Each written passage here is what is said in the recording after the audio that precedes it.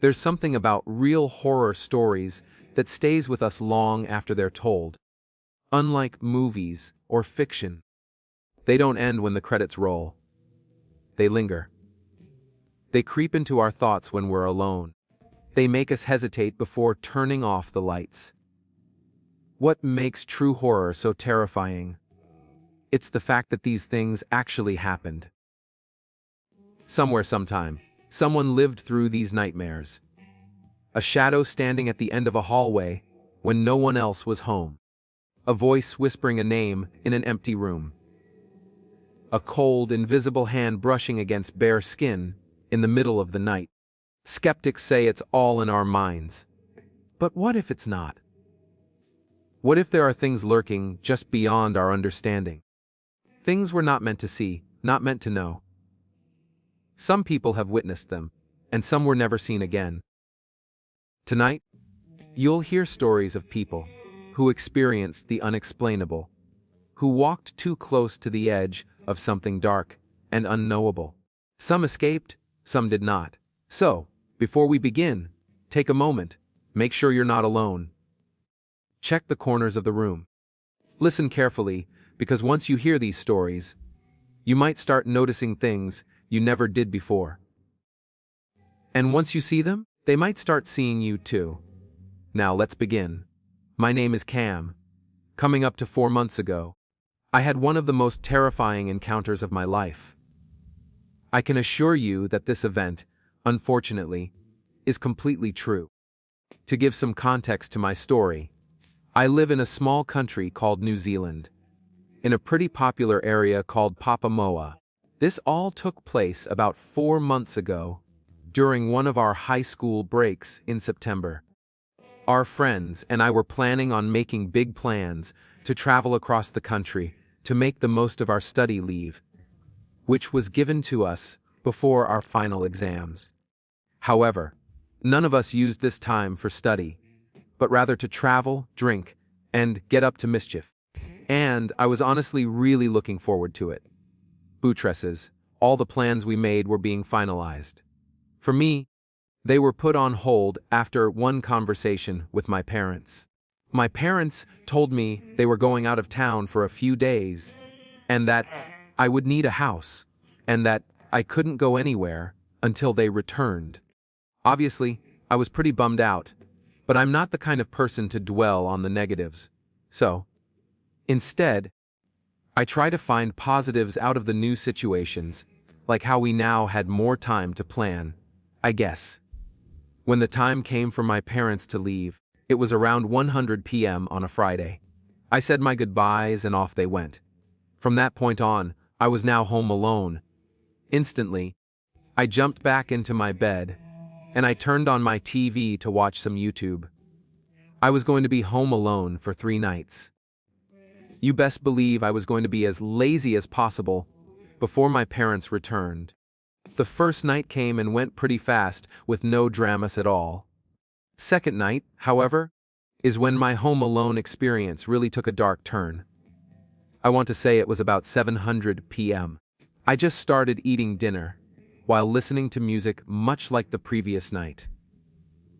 All of a sudden, during a pause between my music, I could have sworn I heard a footstep on the gravel side. I immediately took my headphones off and just sat there in silence. To help picture my situation, I feel like a brief description is necessary. I was currently in the kitchen, which is located on the first floor. The kitchen is connected to the main lounge area and dining room. There is a small cupboard with the crawl space that is located in the living room near the kitchen. The stairs to the second floor are located in the hallway, which is immediately on the right as you leave the launch room. My bedroom is located at the very end of the second floor hallway. From where I was in the kitchen, the footsteps sounded like it came from the pool area, which isn't fully complete, which is why I thought it was on gravel. Silence was deafening. I heard nothing for at least 3 minutes, so I thought I was just being paranoid. However, as soon as I reached for my headphones, I heard it again. It was that same noise as before, but this time it happened at least 6 times before going back to complete silence. Now, I was 100% sure that I had not just heard one, but 2 pairs of boots on the gravel. Immediately, I went to survival mode, and I quietly snuck over to turn off the kitchen and living room lights, which were the only 2 on in the entire house. I grabbed the kitchen knife, and I made my way to the garage, which is on the opposite side of the property from where the pool was. The reason I went to the garage was to grab the compound bow I used for hunting. This decision may have saved my life. I was going to make my web to the 2nd floor when I started to hear loud bangs in the living room slide door, which, thank God, was locked. There was no way in hell I was going to open that door.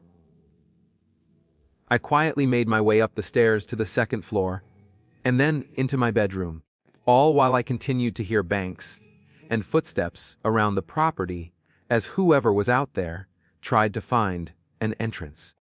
My bedroom had a small deck that I could access to gain a great overwatch view of the backyard. Quietly lifted the lock and gently slid the door open just enough for me to squeeze through. As soon as I stepped outside, I heard a deep voice say, "All here, I'm going to check the other side." Now I knew there were at least 2 intruders. Rapid footsteps made their way to the other side of the property until I could no longer hear them. I waited a minute before I peered over the side of the deck, and there one of them was a man completely covered in black clothing, standing at least 6'5", I would say, and he was cupping his hands in the living room window, trying to get a better look inside. This couldn't have been a prank by my mates, as none of them were that tall, nor did they have a voice that deep. Despite being only 18 years of age, I was very nervous about what to do next. As I was trying to come up with a plan out of the familiar, deep voice call out over here, I found something. My mind began racing, thinking, could I have left anything unlocked? I snuck back into my bedroom, and I closed and locked my bedroom door before returning to the deck. It was silent. Silence lasted a long time, like 20 minutes of pure silence with nothing but crickets in a light breeze. I began wondering where they had gone. But out of nowhere, a near ear-piercing, heart-stopping sound of glass shattering filled my ears. Now I was practically in full on hunter mode. My first thought was to call the police as any normal person would do. So I reached for my pockets, and I fell to rounds, and I let out a silent ahadanohin, because stupidly I had left my phone on the kitchen counter after I heard the original footsteps. So that plan was unfortunately gone. The next plan was to run to the neighbors.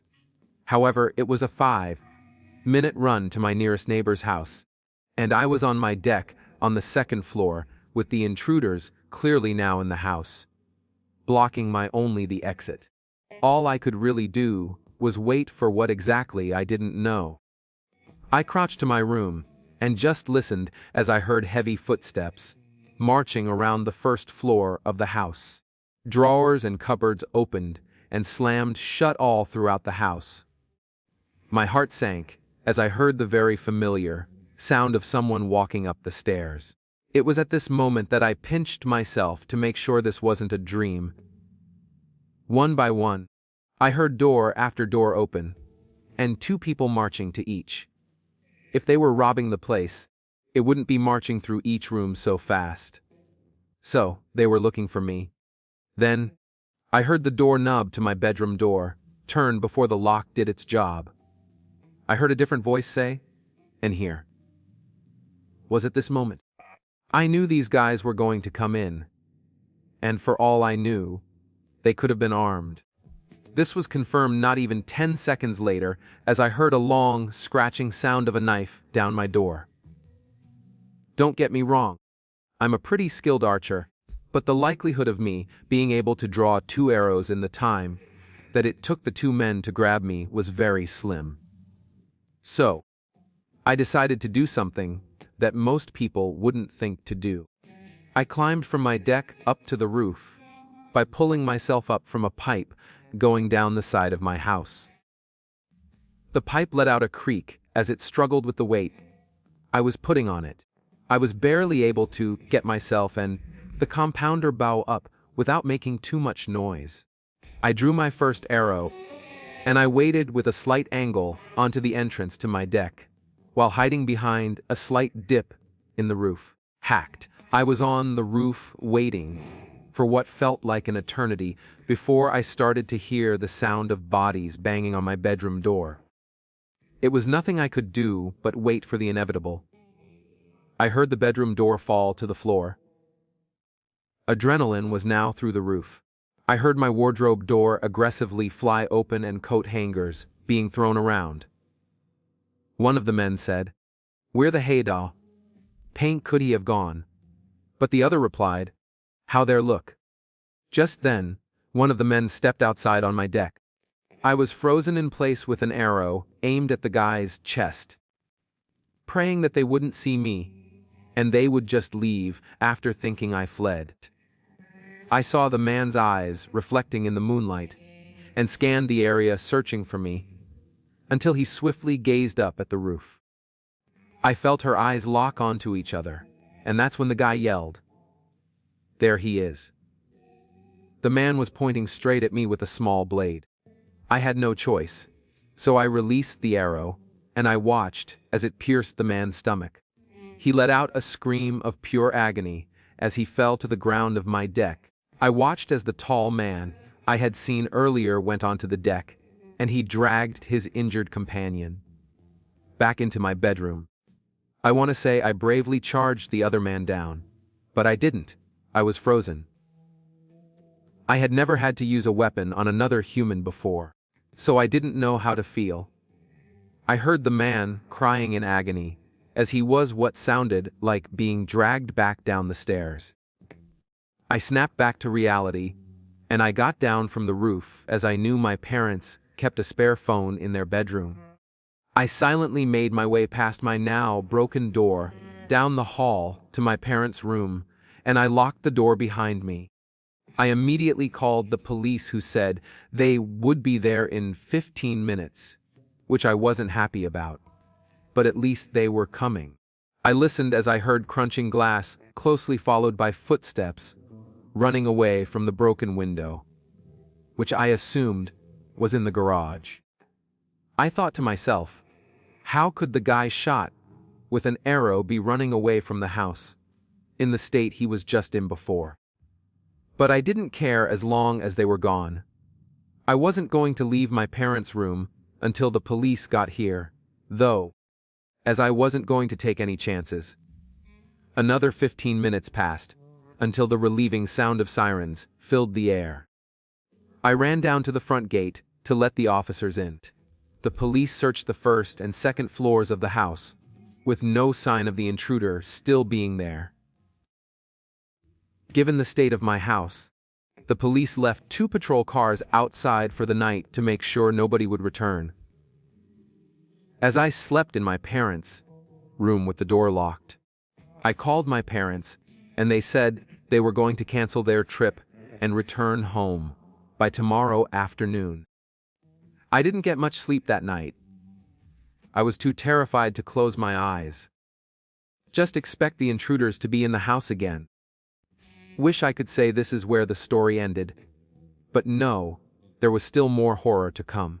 After being able to muster up about 2 hours of sleep, I slowly got out of bed, and I saw the time was exactly 6:38 a.m. I remember this time clear as day.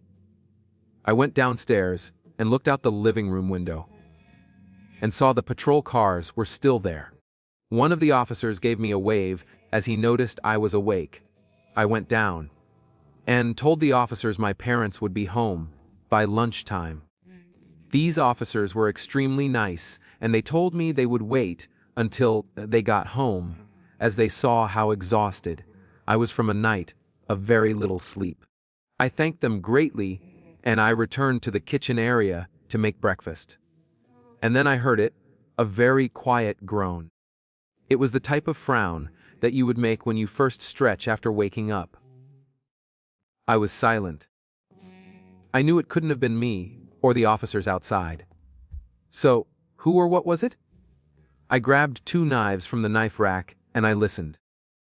That was when I heard the same groan again, but this time my ears were switched on, and I was able to identify the sound of me coming from the cupboard, where the towels and crawl space were located.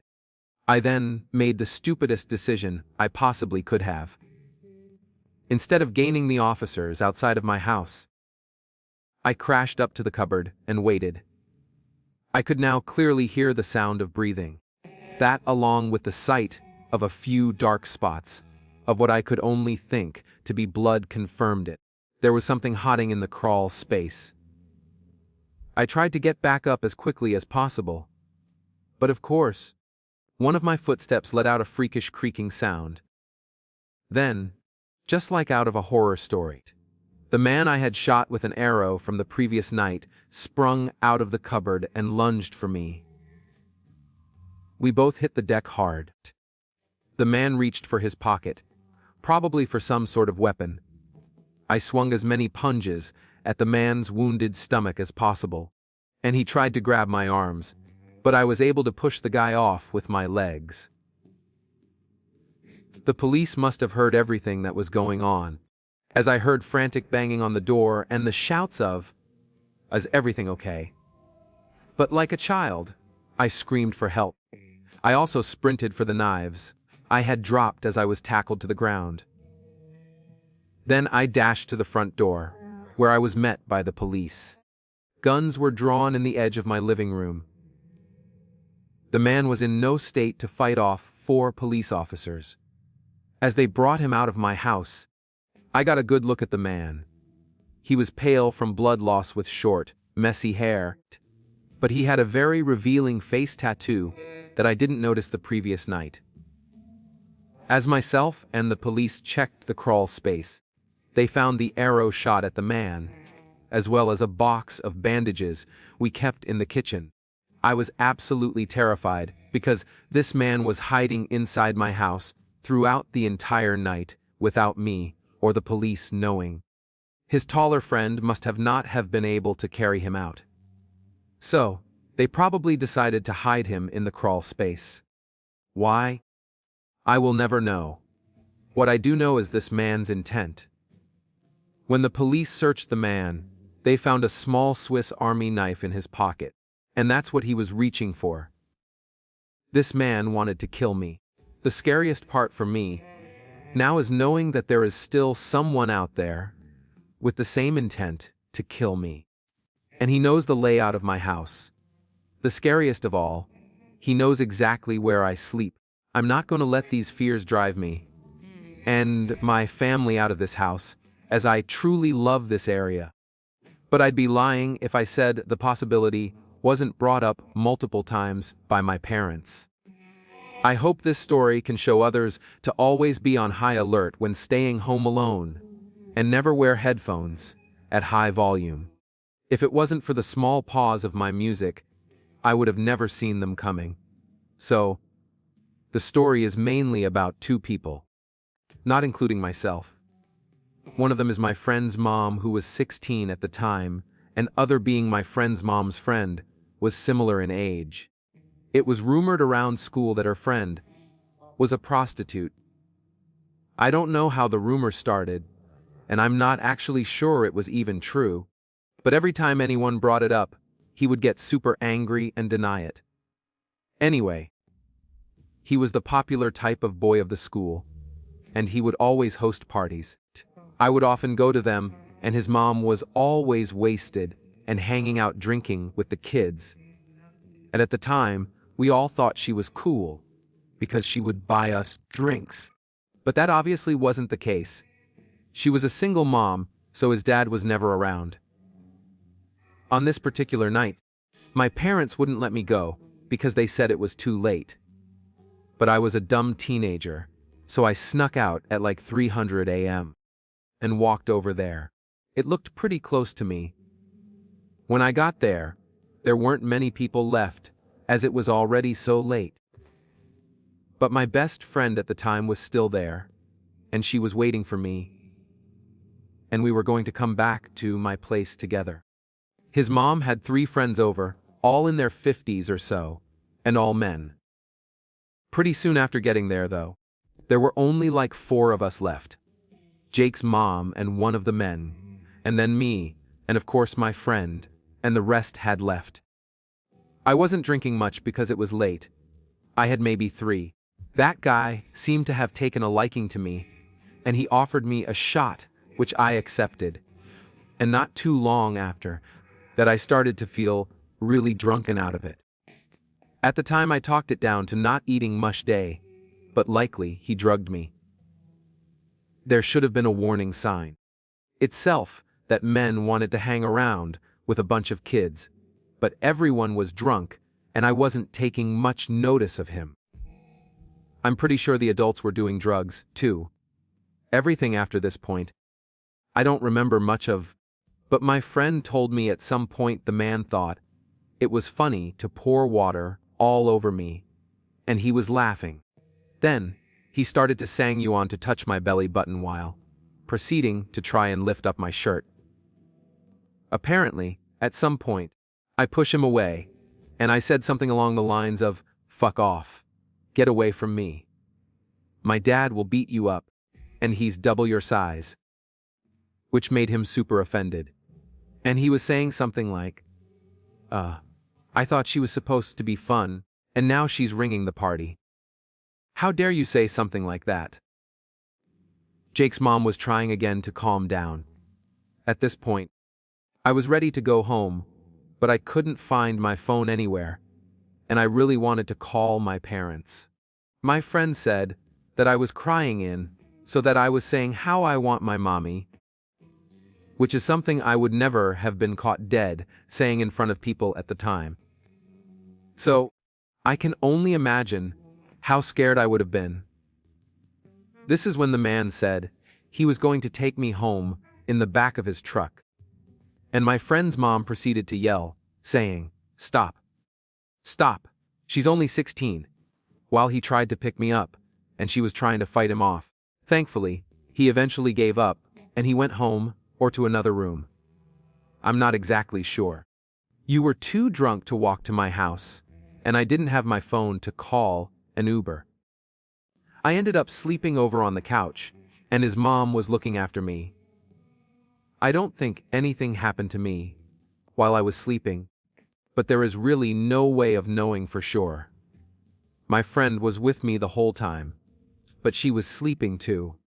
It's safe to say I never went back to his house ever again after that, or even ever talked to him. Not that it was really his fault his mom was so sketchy. Also, I'm from a UK, hence the drinking so young for the Americans listening. It's super common here. I did tell my parents yes, and my dad wanted to go over to Jake's probably to yell at his mom, and wanted to get the man's info. I begged him not to, because I was embarrassed for him to do that at the time, but looking back, I probably should have let him. My parents weren't really that angry at me for sneaking out. Just super concerned, obviously, and they banned me from going back there. Not that it would have been a problem. I've experienced some really weird things at Amazon while I've worked here for almost 3 years now. And to be honest, this story still takes a cake for one of the craziest experiences I've had there. This is my first ever job, and the fact that I'm still working here is honestly insane. Man, the things that I've seen here could have totally made me quit on the spot. Though, the only reason why I still have the damn job is because it's an easy job, and I make good money for an 8-hour shift at this place. I both like it, but absolutely hate it as well, but mostly hate it. I don't know. But that's not really important to the story, so I'll get started. My name is Skylar. I'm a 22-year-old male, and the story happened around a year ago. I work in an Amazon warehouse that is about the size of roughly 2 football fields. To give some background about this place, working in Amazon, some people immediately think that I work as a driver who delivers packages to people's homes, or working the morning shift, where I have to sit up to packages for said drivers to take later. But no, actually I work a completely different job that not many people have heard of. I am known as an RTS associate. RTS standing for Return to Sender. Basically, RTS takes care of the packages that didn't get delivered because of a dumb reason, like the store was closed, so the customer didn't open their gates to let the driver in. Just small stuff like that. As an associate, though, I do something a little bit different. I'm basically like a knockdown version of a janitor, or two, as we have to help prepare for the morning shift. We have to take tote bags that are specifically made for our warehouse and place them on these shelves, which you can stuff the packages into, and then they get taken on these gray-silver carts, which we can drag around. It sounds pretty easy, but when you have to put 1,500 bags into place by hand, so it can get very tedious to have a Dave if you've worked there for 3 years like me, and you want to start doing something else. Now, I'd like to note that the part of the warehouse I worked in was in the very back. So if I wanting to leave at the end of the day, I had to walk from one end of the warehouse to the other, and it was usually a 2 to 3 minute walk, as I also had to do some turns here and there. I could just walk out the doors at the trucks, used to make it a faster walk. But we really weren't allowed to do that. Now that you know more about the warehouse I work in, let me explain everything that we've done that night. I remember it being a Monday night. It was technically my Friday. So, after tonight, it was a sweet freedom of staying up late and hanging out with some friends of mine. I was working with my coworker Steven, who we'll just call Steve, my manager, and his personal assistants, or PA, as he likes to call them. It was a busy night that night, so we were on our feet at all times, making sure the place was cleaned up and taken care of. I happened to be taking a cart that was filled to the brim of tow bags. I was setting it up in between the aisles where we set the other carts up, when I heard the huge door open. It was just another driver, like usual, doing his drop-off. I was walking back over to a launch pad talking to Steve when I heard the door starting to close. But almost immediately after being shot open, we both looked over and saw this woman at the machine that lets you keep the automatic door open until you push the button again to close it. I yelled out over to her asking if she could close the door, as we weren't really supposed to keep them open. But she yelled back saying that she had to leave and didn't want to use the emergency exit. Note that one of the emergency exit doors has a broken alarm, so we just use it as a regular door sometimes, so you can go in and out easier. I'd use it to walk to my car sometimes, but it's on the wrong side of the building, so I just take the normal route usually. Anyways, the lady left the door open and walked out. I was going to go close it, but Steve stopped me. "It's fine, man. Just leave it alone," he said. "We'll have to close the doors later anyways, and they might as well just leave them open." "Yeah, I know. But yeah, I know your OCD is kicking in. It's fine, man," he said. He laughed it off while he walked away. I ended up just listening to Steve, and I walked away with him, continuing our conversation of whatever anime it was that we were watching at the time. But for some reason, I just didn't feel right about leaving it open. Even my gut feeling wide open was just having me on edge. So, as some time passed later, I want to say maybe half an hour, it was only an hour away until my shift ended at 9:00 p.m. I was in the middle of the launch pad, leading on one of the carts, checking my phone. I was changing one of my songs when I noticed out of the corner of my eye someone walking in the middle of the second launch pad. I thought it was one of the drivers coming inside to check in with his DSP. which was basically their manager. When I did a double take, I noticed this person wasn't wearing a driver's vest like they should have been. After taking a better look at him, and it didn't look like anyone I recognized at all that was supposed to be in the building. I've been working at this warehouse for 2 years now, and I knew the faces around here pretty well.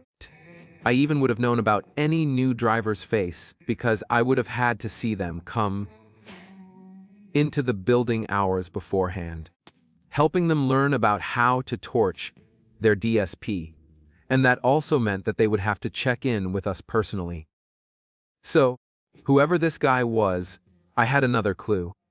I kind of regretted what I did next, and not having any security in this building. No one was stopping this random civilian from walking inside. The bad thing about having these doors open is that they're basically open to the public. Anyone could have just walked in, but they're not supposed to. So, even though I didn't have to approach this guy, I did anyways because I was going to tell him to leave. I ended up walking towards the man, and I started to notice more things about him. Like, he looks really young, almost my age. Actually, he had blonde hair that stuck up as if he ever used some hair gel. He had a backpack on, a button-up tee, shirt with khakis, and some black shoes. Honestly, he looked like some sort of college student. But there weren't any colleges nearby this warehouse, let alone any schools in this area, so it just seemed a bit off. As we got closer to them, we made eye contact, and he merely shot his head down as he was trying to not make eye contact anymore. That's when I said, "Oh, excuse me, sir. Are you a driver here?" He didn't answer me. I stopped where I was standing, but he kept walking towards me. "Sir, if you don't work in this warehouse, I'm going to have to ask you to leave." But he didn't say anything again. He just kept his eyes glued to the ground and kept walking. I just said one last thing to him. "Sir, is everything all right?" He walked past me at that moment, and he never answered me. But I heard him say something under his breath. I wasn't completely sure what it was, but it was something like, "I don't care. Shut up." Like I said, I'm not exactly sure, but I remember hearing the word "shut up" in a sentence. I decided to walk away, and I pulled out the radio I had on me at all times, telling everyone that there was some random dude in the warehouse who wouldn't answer me or leave. But I included that there was something about him that didn't sit right with me. I didn't feel safe being around this guy. My manager immediately radioed back and took control of the situation. He went up to the guy and introduced himself, and he got to talking with him. Our manager told us to go back to what we were doing, but honestly, I couldn't focus as I just kept watching him. Steve soon ended up walking over to me asking if I knew anything about this guy. I didn't. So, that's what I told him. I told him that he didn't answer me, let alone even look at me. But he was talking to my manager like he was nothing. It caught me off guard. So, maybe he wanted to talk to the manager, and he knew who I was. But a few minutes later, my manager radioed us asking if I could meet him in the front of the building. I was Steve and the payass at the time, as I was telling them about what happens, and I went off on my own. Walking up there, I put away my earbuds, and I started thinking to myself what the hell my manager was talking about with him. I still didn't feel right about this guy. So, when I walked through the double doors of the cafeteria to find my manager sitting with this guy, I really felt like something was off. The stranger was sitting in one of the chairs, but his backpack was on his lap now, and one of his hands was inside the bag, while his other was holding the bag close, as if he were hiding something. This immediately set off some red flags in my head. I decided to stay back behind my manager while he talked to me. My manager told me to sit with him for a few minutes, while he takes a phone call as he just wanted to make sure that he didn't go anywhere. But I really didn't want to. I did not want to be there with them. And it definitely was not part of my job debate, sir. Yet here, I was sitting a few chairs away from this guy who kept a cold, hard stare at me, while my manager started walking off with his phone in his hand. I didn't know at the time, but he was calling the police. Felt like a sacrifice, having to sit there just a few feet away from him. It didn't make me any more comfortable. It was my Friday, and I just wanted to go home at this point. But while I was thinking about that, I heard him start to say something. It was really quiet at first, but he spoke up when I didn't answer him, apparently. "I know you're just here. It distracts me, Kevin. I'm sorry." "What?" I said my name was not Kevin. And I don't know where he came up with this, that my name was Kevin. But it caught me so off guard. Our badges are kept in these clear front pockets on our vest, so he could see my name if he just looked. But I decided to cover with my hand, just for my own safety. That's when he said, "It's not going to work. I know this place doesn't have security. I could clearly see it when I was with Sam, which was my manager. No, we do have security. He's just on break right now smoking outside." I said, "But that was a complete lie. We really didn't have security here." But I didn't want him to feel like he could just do anything. That everything that came out of this guy's mouth was just worse than the last. "Listen, Kevin, I don't have much time to be here right now. So listen closely. My name is not Kevin, sir. Why do you keep saying that?" Yeah, whatever you say, Kevin. Just continue to call me Kevin," which was just very off-putting. What was he trying to get out of me by saying a name? Is he trying to scare me or something? I had no idea. "I'll be back again," he said. "I'll get my chance next time. You'll see. And I'll remember you, Kevin." I feel like I was in a freaking horror movie at this point, and like he was some villain, and I was not in the mood to listen to the rest of his evil little plot. I immediately stood up and I walked out of the room, wanting to get the hell away from this guy. I went through the double doors and I could see my manager. So, I started to walk towards him as he was walking towards me at the same time. I told him I wasn't going to sit in that room any longer with this freak-ass guy as he was scaring me, and I wanted to go home early. He could tell I was scared by the way my voice sounded, I think. I honestly was a little shaky after hearing something like that. I mean, who wouldn't be after hearing "I'll get my chance next time"? Like, what the hell does that even mean? He understood how I felt, and he let me go early, but not before I told him what the guy had said to me. My manager had an even more worried look on his face after that. He walked back inside, while I walked over to the back of the warehouse to grab my backpack. I was walking over to everyone when Steve asked me what happened. I explained to him and the payass what happened and what that guy had told me, and all three of them said the same thing. What the heck? Yeah. I would like to know what the hell he meant by all that, too. But I told him I was leaving early. It bothered me because I had to walk all the way back to the front and clock out on the machine. As I walked back up, I could see bright flashing lights outside. Blue and red to be specific. Seems like the police were here. I suspected that was who my manager was calling when he was gone earlier. But all I could think about was just leaving for the night. I clocked out, walked out one of the side doors that led to the outside, and walked towards my car. I could see the police cars in the front of the building, along with my manager, a policeman, and a guy. I could see that he was in cuffs, and that something serious was happening right now. But I didn't want any part of it. I just wanted to go home and relax. Would have been nice if it just ended there. But there's a bit more. After I drove home, and I felt a lot safer in the comfort of my own room. I was laying in my bed on my phone, not really doing much, but mostly scrolling through Twitter. After finally calming down a bit and feeling better, I decided to text my manager, since I had his number, and I asked him what happened to the guy. The manager took a few minutes to reply as he was probably busy. But honestly, it was for the better that I didn't get his message that night, because by the morning I woke up to a few missed texts from him.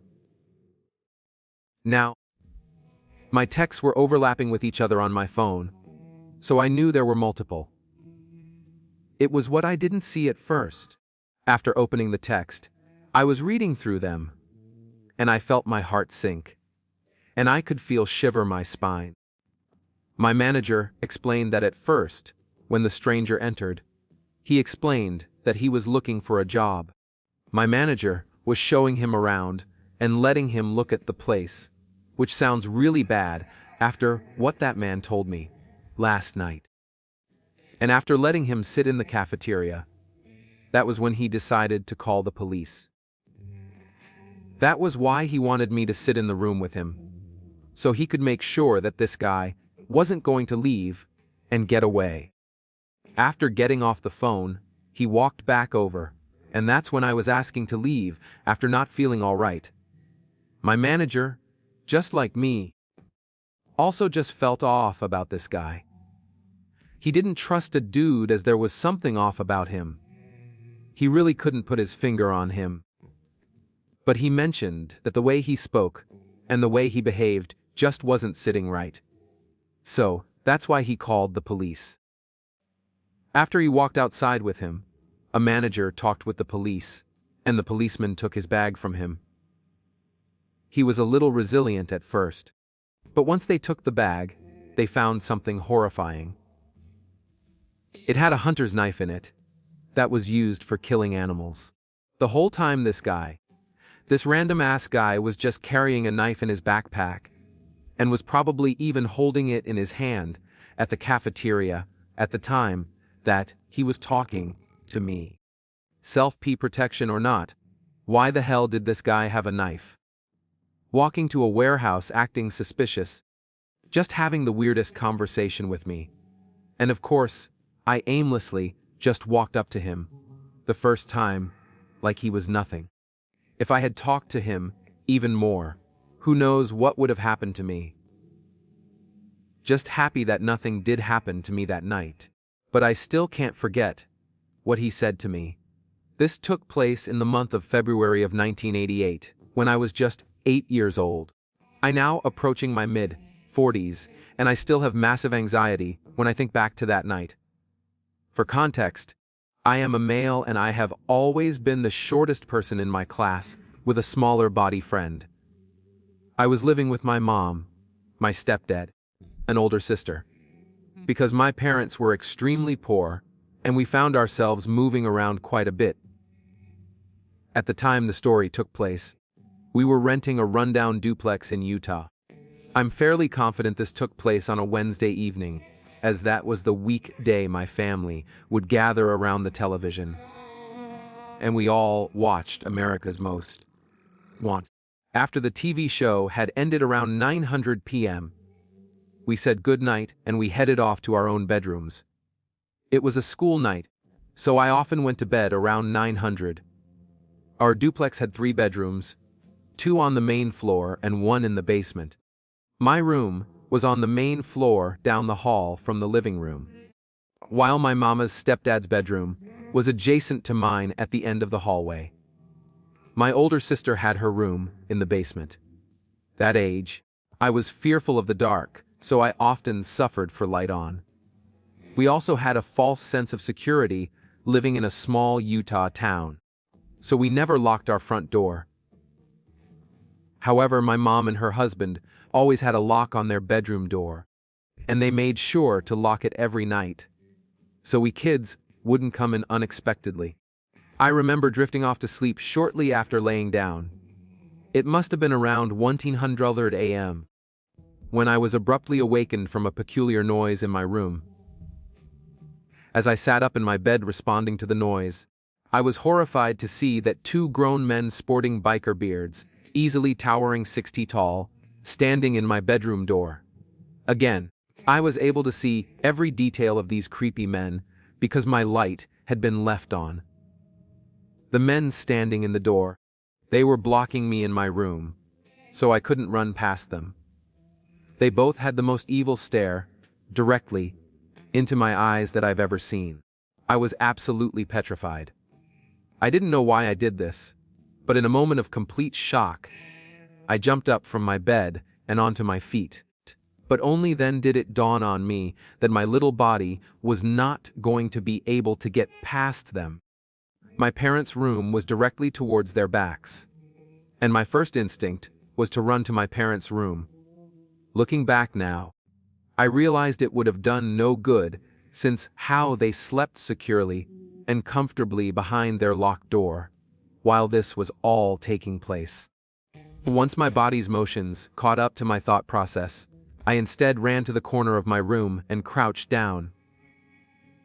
All the meanwhile, the three of us were awkwardly staring at each other. I tried to let others scream to call from my parents, but this would be the only time in my life where I was paralyzed with fear. My vain attempts to strain mounted in solemn desperation. Didn't know what these people wanted, and I could only imagine the worst. One of the men pushes index finger to his lips in order to signal to me to remain quiet. As I trembled in fear, second man reaches into his pocket and pulls on a 6, in blade at least. My room is fairly small, and there are both standing within 4 feet of me. He makes sure to swivel the knife in the air to make a point that he's not afraid to gut me like a fish. I nearly pissed my pajamas. Another attempt to scream yields nothing. Shortly after, they close my bedroom door on me, and I'm left alone. Instinctively, I thought they were robbing her house, but now that they were exposed, and it threatened me, I was hoping they would now leave. But I was wrong. I waited a few minutes. Do I open the door and try to ponder in my parents' bedroom? Or are they waiting for me behind that closed door? Who knows? But after a few minutes, I gather what little courage I could, and I decided to crawl back in my bed. And I placed the sheet over my entire body, and I waited an hour. Were they planning on killing my family? I asked myself, did they leave yet? What do they want? My anxiety grew as the boss continued to race through my mind. As I lay there intently, listening for any sounds, I could hear them moving about the house and opening and closing various kitchen drawers. The walls were paper thin in that sheep duplex, so every move was easily heard. Next, I hear them make their way down the stairs to the basement where my sister is sleeping. As I'm listening to every frightening sound, I hoped with all my might that my stepdad would wake up. It was a fairly large man, and these creeps weren't exactly super quiet. This goes on for nearly an hour. I'm lying petrified in bed, listening to their every move. To my horror, my entire family is sleeping through the entire ordeal. After some time, I hear the front door shut and the early winter sun is rising. My stepdad worked in a factory and usually woke up at 500 a.m. I couldn't wait to hear my parents unlock their bedroom door. Soon as I heard their alarm, I left my room. I was hysterical while trying to explain what just happened. Next, my sister woke up, and I desperately wanted her to tell me about her night by herself in the basement. My parents tried their best to calm me down, and tears were running down my face. I had been traumatized. To my disbelief, my parents chalked it up to having a bad dream. In fact, I was told this was not possible, because if anything like that would ever happen, surely that they'd wake up. My sister saw the desperation in my eyes, and she knew this was serious. And I went through our entire house to look for items that might have been stolen. We came across to dress her drawers left half opened and many personal items out of place. This was enough evidence for her to become just as frightened, because nothing was missing from our house. My parents didn't bother calling the police. I was made to go to school as though nothing ever happened. Fast forward a couple weeks. We were watching TV, and an update comes on about a criminal being captured that was featured in Most Wanted. My heart sank when I recognized the mugshot on TV as one of the men in my room. Of course, disclosing this to my parents only made them believe me less. To this day, I still hold some resentment towards my parents. While they slept peacefully behind a locked bedroom door, I was being tortured. Needless to say, I never slept without locking my door. When I was a kid, no older than 10, I was walking to the mailbox to get the mail from my parents. I was fully dressed to my baseball uniform, ready to go to practice. Car pulled over and an elderly woman urged me to get into her car like immediately. I knew something was off. "Come on, we're going to be late," she insisted. She went on to say things like, my bat and glove were in the trunk, telling me that my dad had given it to them. She said my dad couldn't take him anymore, so he asked him to take me, and that they lived nearby. Honestly, don't remember what I did right away. I just remember the anxiety of piecing together what was happening. I would like to say I booked in, ran to the house for help. But as I've gotten older, I don't even remember anymore. All I remember is being back at the house, and the creepy old lady ended up ringing the doorbell. When my dad answered the door, he was obviously confused, and she told him that they were testing me to see if I'd jump in the car. The most unsettling thing to me is I don't remember if I actually gone to their car. I'm not particularly old, but the experience pumps so much adrenaline at me that I don't remember it well. When I try to remember, I can picture both outcomes of me running home and me getting in their car. I don't remember getting the scalding, so I tend to assume the former occurred, but I'm still not sure. Testing children or not, that's kind of a up thing to do in your free time. Makes me wonder if this couple actually had the intentions they spoke of. I remember getting home and not saying a word to my parents. The shock was still fresh, and I had no time to process what just happened. Was ringing the doorbell afterwards some kind of cover-up for a failed attempt to avoid being reported to the police? Has anyone ever encountered something similar? I just find the whole situation extremely off-putting.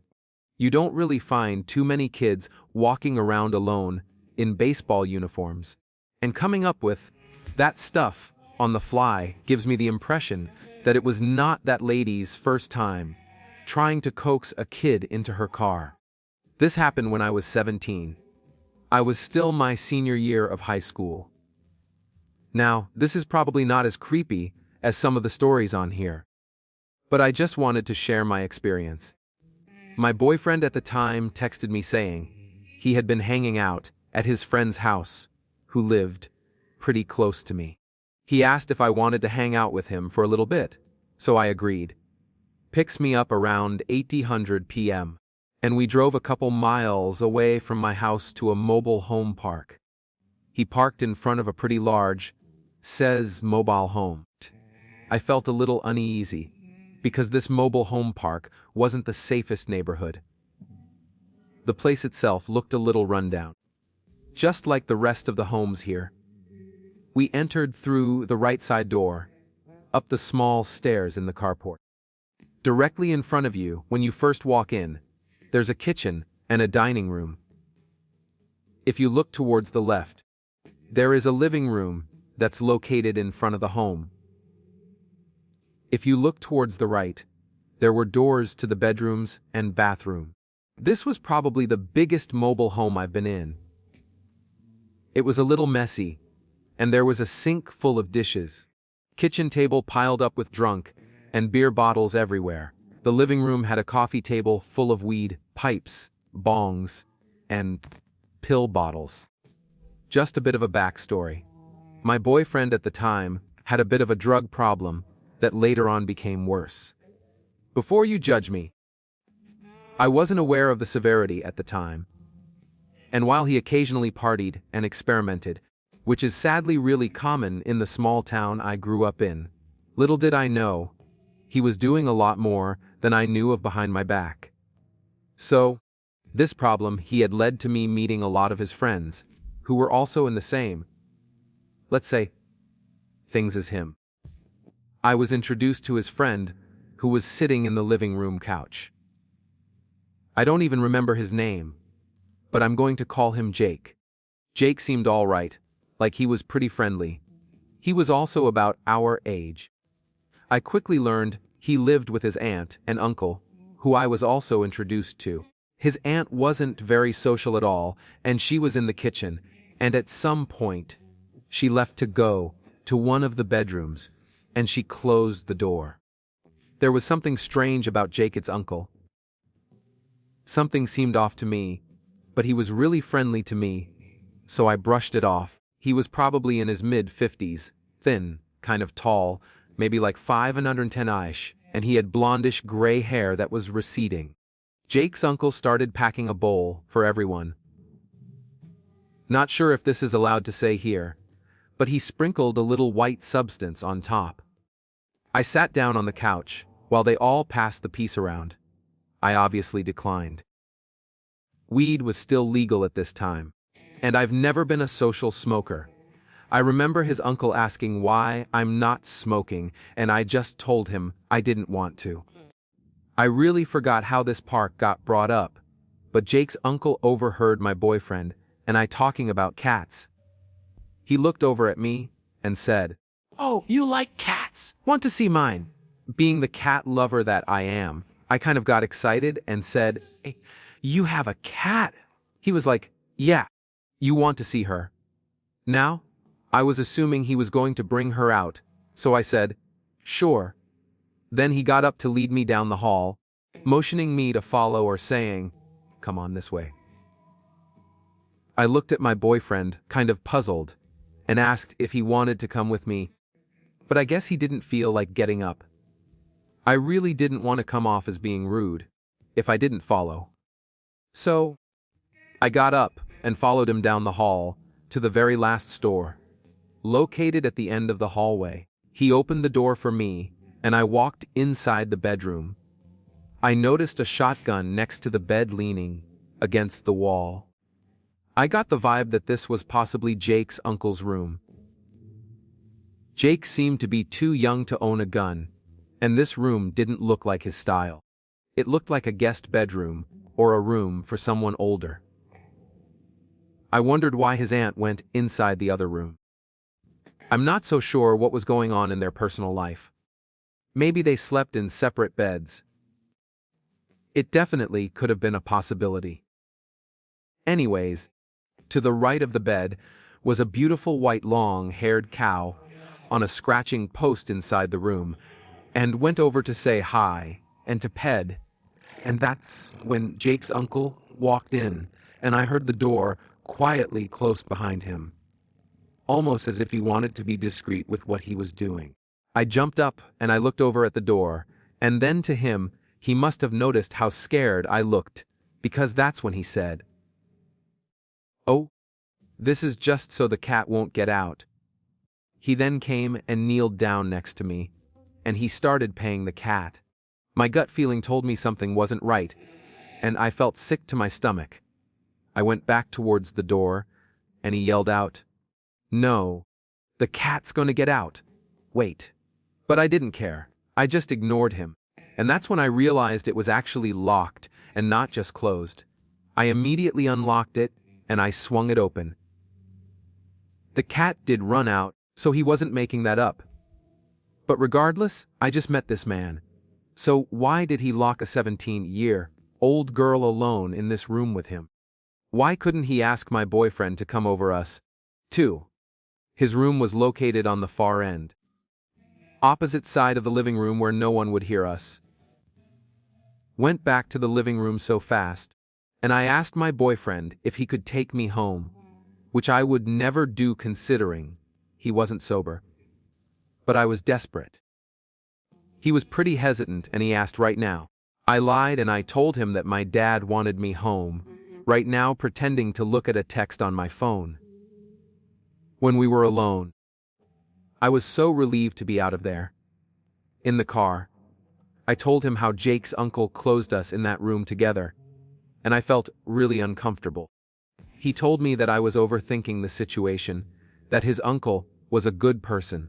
So, I always thought that maybe I was overthinking it. But it never changed how uncomfortable I felt about it. Please, just always trust your gut feeling regardless of what anyone says about it. I never saw Jake or his uncle again, and I never wanted to go back there. Over 10 years later, I still get creeped out when I think about it. This took place in 2019. One night coming home from a friend's party. It was me, my girlfriend, my brother, his girlfriend, and her friend. We had an extra seat, and she was staying with us. We were making our way home, and we decided to take a road that would cut our travel time down. Everything was quantum. My brother wanted to stop at the gas station to get gas and get food. We arrived at the gas station, and we decided to go in and get some food, and I say, with the girls. Everything was going normal until this big black 18-wheeler semi-truck pulled into the station. Thought nothing of it, and I wasn't paying much attention to him until he got out of the truck and stared at us. When I say staring, I mean staring like he was looking into our souls. Now I was worried and my brother was still in the store. He couldn't see his face as he had a hoodie covering his entire face. I was very skeptical, and so were the girls. He's being very suspicious, like going behind the trailer and peeking his head around, and even walked in the other side of our car, and just stood there. We locked the doors, and I immediately called my brother, who held the door for him. Two bumped into one another. My brother had food, and he got to the car. We immediately sped off heading towards the highway. There was this long stretch of road before getting back on the main highway. We were talking about the truck, and now we are to use acting until a little time goes by, and that same truck had followed us. He passed us at a go of fast speed, nearly taking us off the road.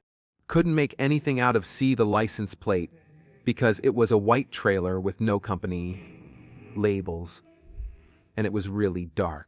Long story short, we got back to our house, and we parked our car in the garage.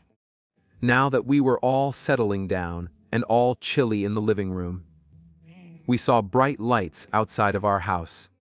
And sure as hell, it was that same truck just passing through. It was scary because trucks never pass on our road. We were pretty scared that he had followed us. We turned the lights off. We're waiting for the whole night to see if he'd returned. But he never returned, and we never saw him again. It was truly one of the creepiest experiences that I've ever been through. None of us knew what to make of it at all. I'm a 23-year-old woman, and it takes me about 4 hours to drive home when visiting my family. When I have 2 hours left, my gas tank is around half full. So, I like to stop to get gas at the rest stop. This time, I really had to use the restroom, and so I just wanted to quickly pull into the first pump that I saw available, pump gas, go to the restroom, and be on my way. When I pulled up, there was a car to pump in front of me, and a man was getting gas. Now, he was staring at me when I pulled up behind him, which I never gave a second thought to, because I found it to be pretty common. Sometimes I do the same thing when a car pulls up behind me. But here's the thing. As I was doing my thing with pulling my card in, opening the gas cap, etc., I noticed that he was still staring at me through my peripheral vision. When I looked over, he would look away. When I get gas, my parents always told me to be aware of my surroundings. As I pump, I do a routine of looking to my left, right, in front, and then behind. This man was still watching me.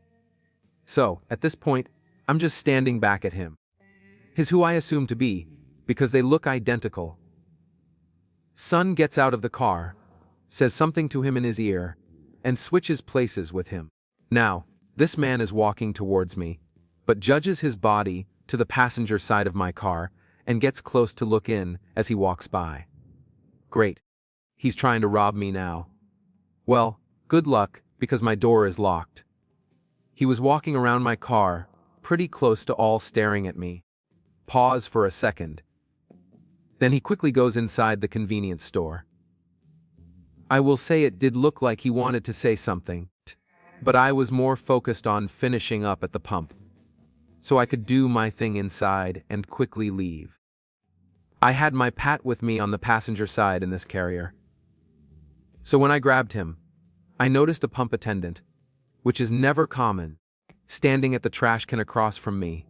I told him, "Hey, I'm just heading inside for a second, but I'll be right back out." He smiled and told me not to worry. Now, you're probably wondering, why didn't you go somewhere else? 1. I purposely grabbed the attention of a Palm bartender, and to show I was traveling alone as a female. 2. I really had to use the restroom. Okay, so please cut me some slack if you think I'm going to let some guy prevent me from tending to my needs. 3. In all seriousness, I'm a woman, and I'm used to men staring at me and being creepy around me, so I figured I could handle it. When I got into the store, I noticed him heading to the men's room. I purposely waited a little longer, so I wouldn't run into him. I grabbed a drink after that from the cooler, and this man came right up against me to get a drink. Saul quickly turned and walked away. I thought he was gone, but I realized he was waiting for me. I did him a few more times inside, and he finally left. I paid and walked out after the man was already in his car. But when I walked to my car door, my heart sank. A paper was slipped in the handle, and my mind was straight to trafficking. Because I remembered a girl with a similar story of how she found a paper in her handle, and it made her sick when she removed it. I thought, damn, I finally reached this point for me. My first thought was to immediately go inside to grab an attendant. Why didn't I quickly get in the car and drive off? Because a man's car was still parked in front of mine. I didn't want him following me and possibly forcing me into something like an accident and causing me to be alone with him, since the highway was pretty empty today until we waited for the police to show up. But I noticed the pumpender, who was standing on the other side, was now at the trash can next to my car. He handed me some napkins, and I took the paper off my door handle. The man and his son then drove off as I went to throw it away. But I noticed that he wrote his name, phone number, and car type on the paper. In those few seconds, I thought I was about to be trafficked. Instead, I found out that the man was just too shy to give me his phone number. Many years ago, I used to work the night shift at a hotel in Myrtle Beach, South Carolina. During the season, it wasn't so bad. Mostly families and stuff. We had on-site security then, too. However, in the offs, the winter months were different. The cheap weekly rates, we'd often attract a lot of creepy people. The idea was supposed to be able to make money in the off-season by renting to what is known as snowbirds, older retired people who came to the beach for a month or more through the winter. Didn't always work out that way, though. The cheap rates made it possible for a less than desirable person to become long-term residents. I would discover more than my fair share of math labs, broken up physical assaults, and more during the winter months. Working third shift outed me some interesting people. Cold weather would mean some homeless people would come in and get warm and grab a cup of free coffee. I wasn't supposed to let them, but it's not in me to be cruel. I'll let them grab a cup of coffee and get warm for a minute. As long as it didn't cause trouble. As you can see, the nice shirt in the winter made for some crazy, and sometimes creepy stories. I have a lot, but this is the one that stands out, because it didn't end well for me. Had a great night up until this point. I went to an indie wrestling show with my best friend before work. In fact, I had agreed to come in an hour early the next night for the young lady that worked second shift in exchange for her to work an hour late for me on this night. So that way, I could enjoy the wrestling show. Ironically enough, I actually got to meet Terry Funk that night, who was a wrestling legend known for his hardcore and bloody matches. Little did I know, I was about to experience this kind of violence for real. I was supposed to be there at midnight, due to her working over an hour for me. I normally came in at 11:00 p.m. I counted the register, and she briefed me on her shift as to what happened. As per usual, as she was leaving, my friends, we will call him Andrew, pulled up. He works second shift maintenance at this hotel, another 2 hotels our company owned. He would regularly stop by after work to go grab us some food, and we had played World of Warcraft on our laptops after eating for a while, since business was so slow sometimes. He was just getting my money, and he ordered my food, and we were getting ready to leave. I was excited telling him about how much fun I had at the wrestling show, and was showing him my Terry Funk shirt that I was proud of. I was just walking back into the office to put the shirt up when I heard the doorbell indicating a customer had entered. I turned around when I heard someone say something loudly, but I still couldn't make out what they had said. I just reached the doorway when I saw Andrew just fall down in front of me. The very next thing I know, a guy walks around the corner and punches me in the head, the short steel pipe in his hand. It staggered me, and I went on to one knee. The next thing I know, he has me in the head with his pipe. And the next thing I know after that, I heard the other guy, who I hadn't noticed at this moment, say to run. Then those men left out the door. I was finally able to get to my feet. I tried to call the police from the phone at my back office, but it was having issues. I slammed in frustration. I was hurting and very scared. I was really freaking out. I realized that they could come back. So, I ran and locked the door. I didn't know where Andrew had gone, and that worried me. I called 911 about this time and blood had started pouring down my head. Told the operator I've been attacked and that I needed an officer in the ambulance. I then called the other hotel we rent to let the night manager, named Travis, know what had happened. Thought I was messing with him at first 'cause, when we got bored, we would prank each other. Finally convinced him I wasn't joking. He was going to lock up and come down to get me. Cops and ambulance pulled up, and I opened the door for them. It was at this time I found out that they had sucker punched him and knocked him down, and Andrew was able to amazingly jump over the desk and escape just a cop was driving by, where she ran to flag gun for help. I ended up in the hospital ER, where I had to have 10 staples in my scalp, and they gave me morphine for pain. I also had no way to get home after being treated, but the doctor and nurses took pity on me and paid for a cab. My plan was to go back to work ASAP, because this was December and Christmas was coming. I had 3 kids. I needed all the hours I could get. I got back to the hotel. The guy, Ted, was there with his wife, who also worked at the front desk. She was shocked to see me. She thought I would still be in the hospital. Thought I had only been hit in the head like once after being punched. The video, which Ted was pulling for the police, showed a different story though. After I went to one knee, the guy had hit me not just one time, but 10 total times. Kept trying to grab the pipe and get up for some reason. I did not remember that as I guess I had some kind of memory loss. Kept punching me and hitting me with his pipe until his friend tells him that Andrew got away, and they knew the cops were coming. Two of them then ran out.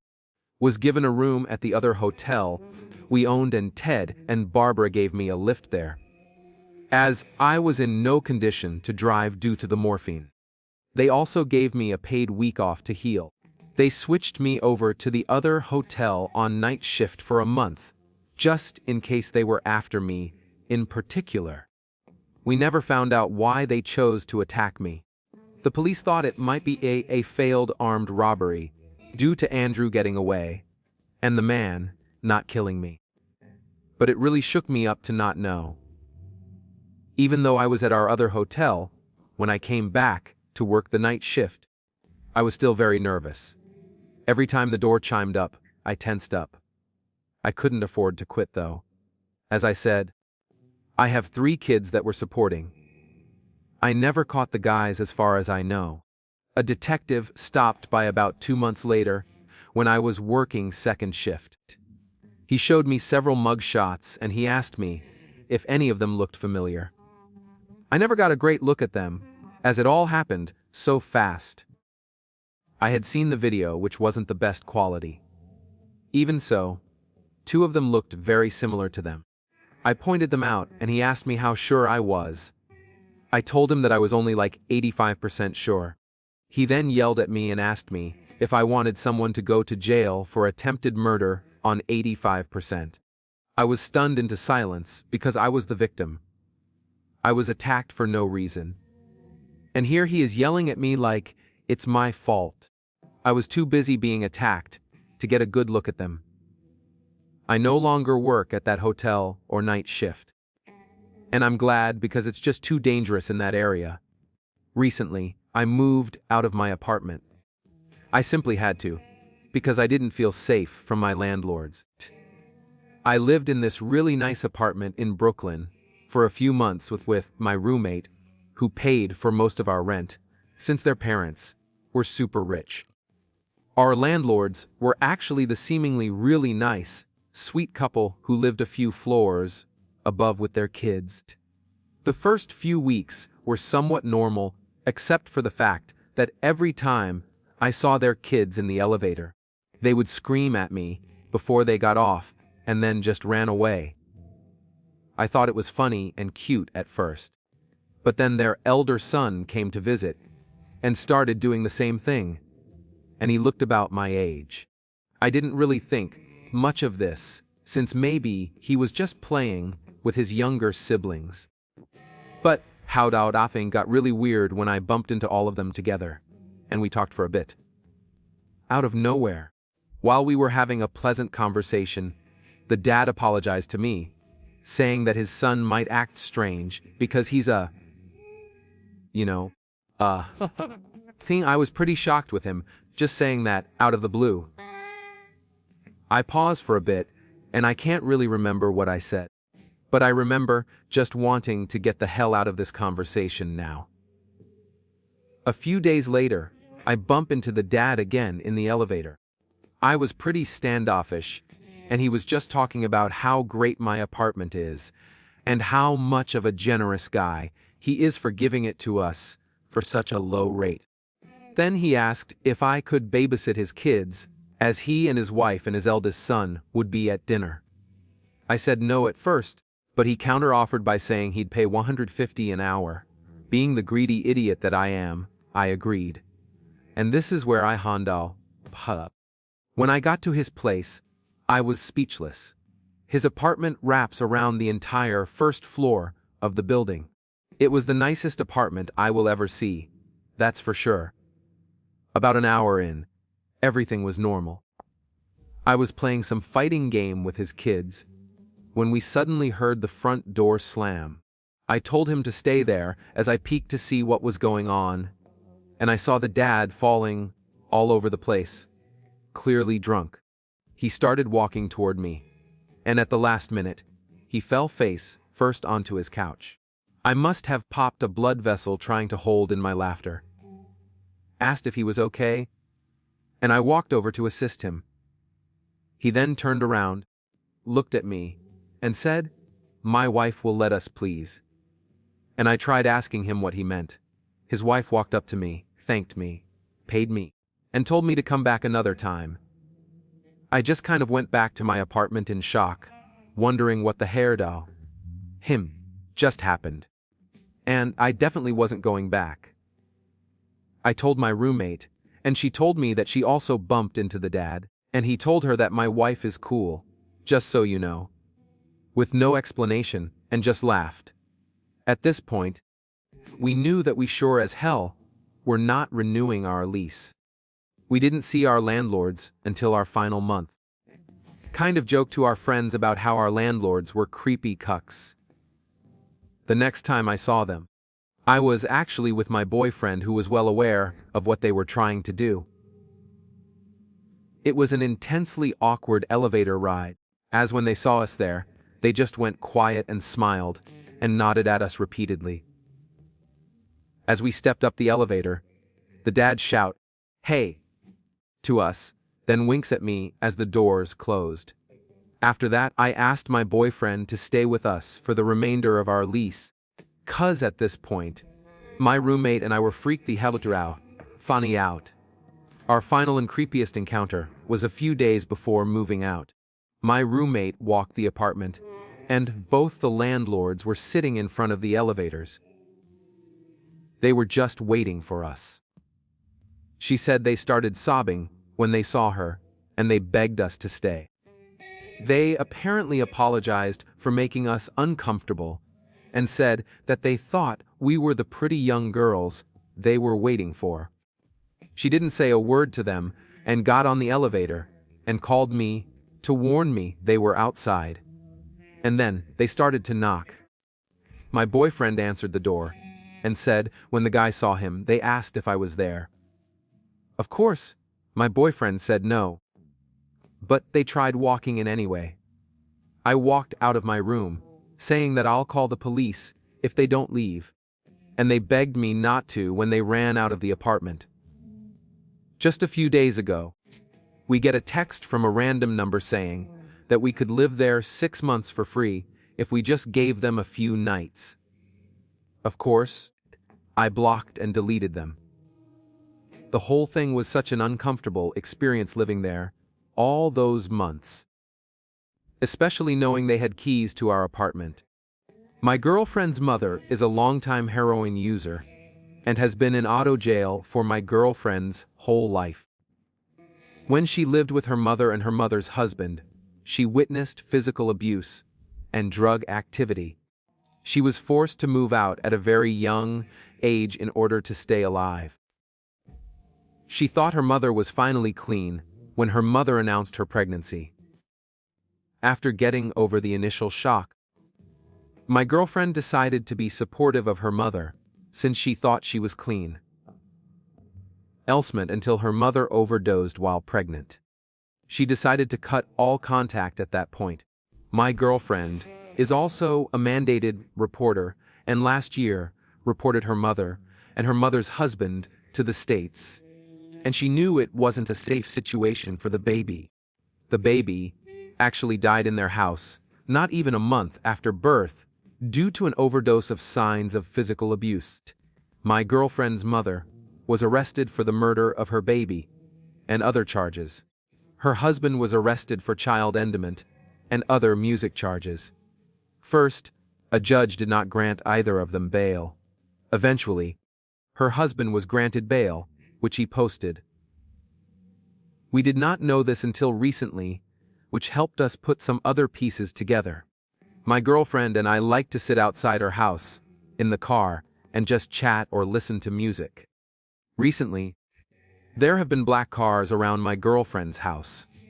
She also is frequently followed by black cars when she drives me home. It's the same couple of black cars that do this. They're not just random ones. At first, we thought we were just paranoid since everyone was still in jail. But when we found out that the husband was out of jail, we began to doubt our insanity.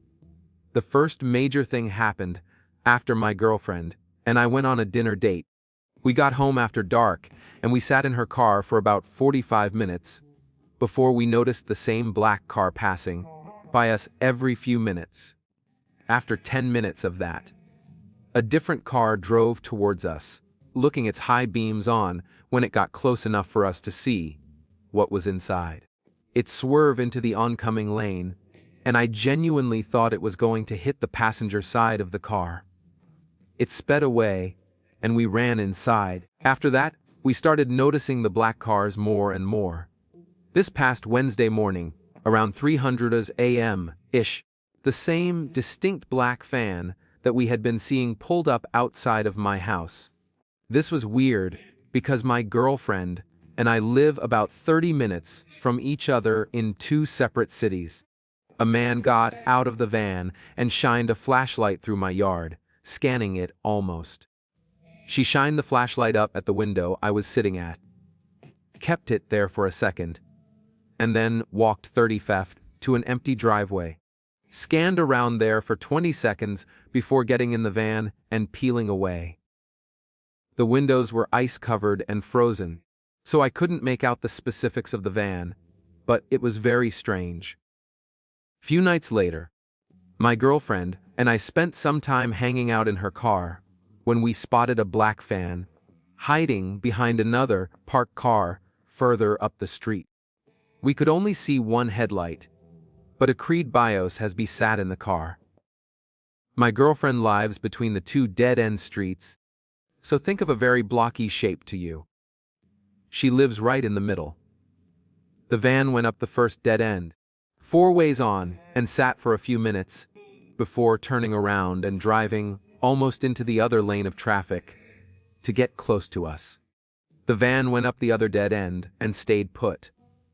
We thought it was weird that the van didn't just back out of the first dead end, instead opting to drive all the way up the narrow street and turn around.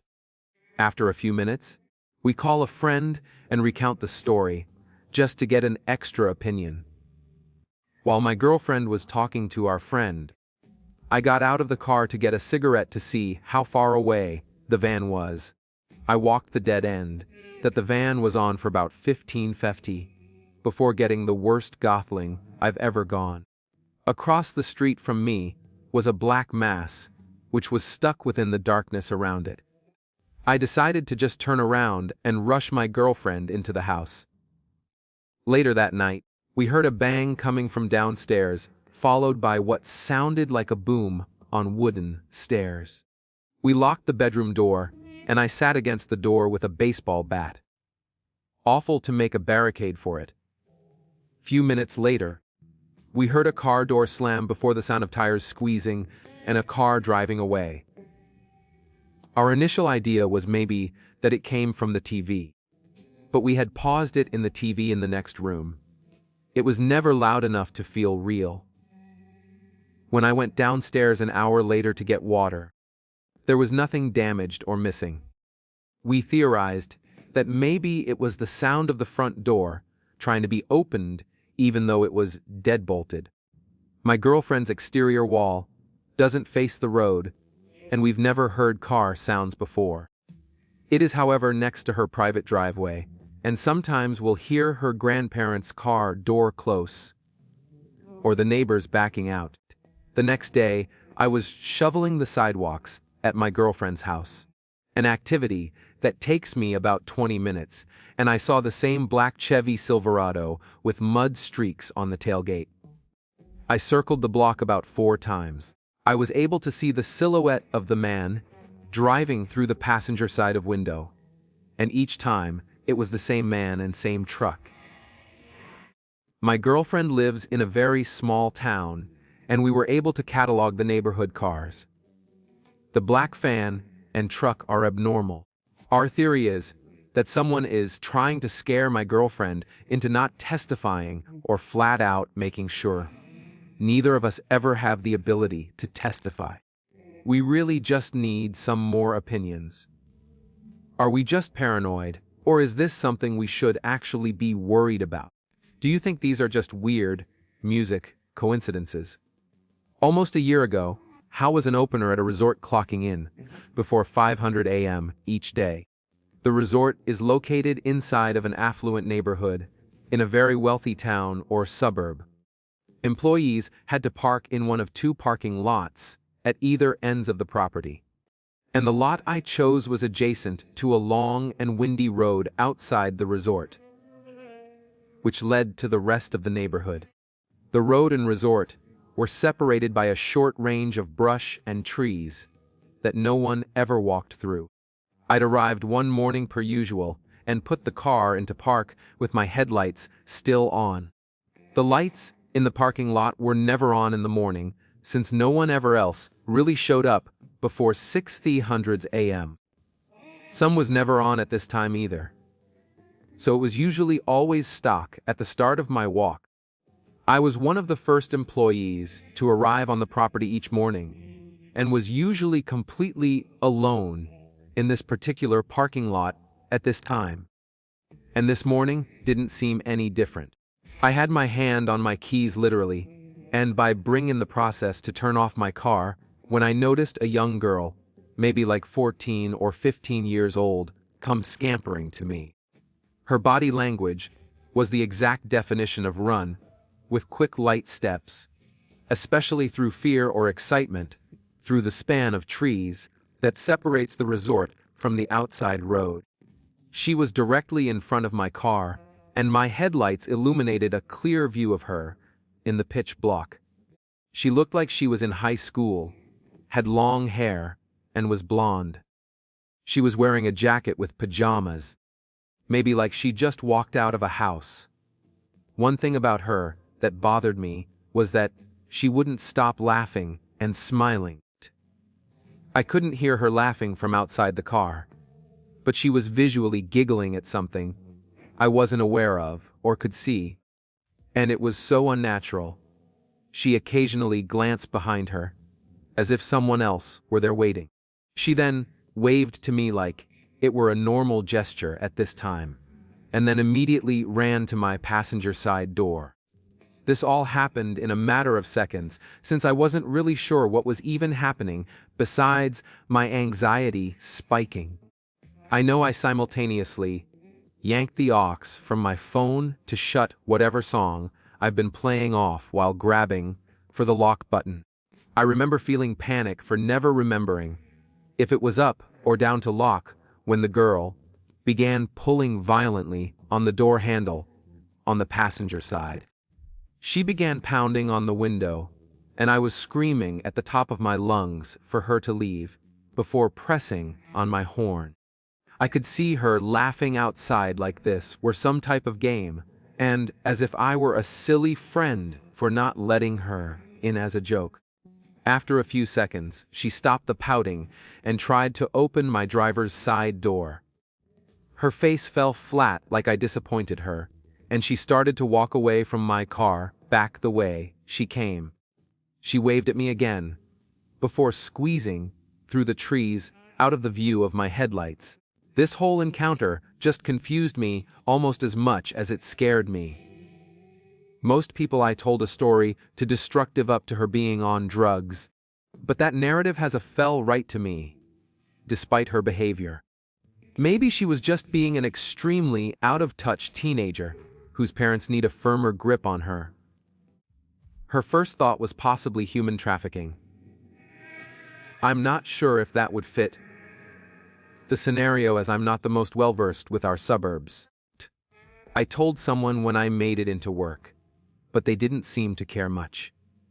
And I didn't call the police, and I still regret that. I'll never get out of my brain now how off that feeling was watching a stranger seemingly alone pop out from the trees in the darkness, laughing, and then trying to violently enter my car in the empty parking lot. I do think the possibility of someone else being present the whole time is a lot more scary, and I wonder who else was there and where exactly. What is it? And just like that, the stories come to an end. But does the fear, because once you open the door to the unknown, it never fully closes. These stories may be over, but out there somewhere, another one is unfolding. Another shadow flicker is in the corner of a dimly lit room. Another whisper crawls through the silence of the night. Another person is experiencing something they can't explain. And maybe next time, that person will be you. You've already stepped into this world of real-life horror. Now the question is, do you dare go deeper? If you crave more unsettling true horror stories, follow the channel and turn on notifications. There are many more tales waiting to be told, and you won't want to miss what's coming next. Until then, stay safe, stay aware, and never ignore that feeling that you're not alone.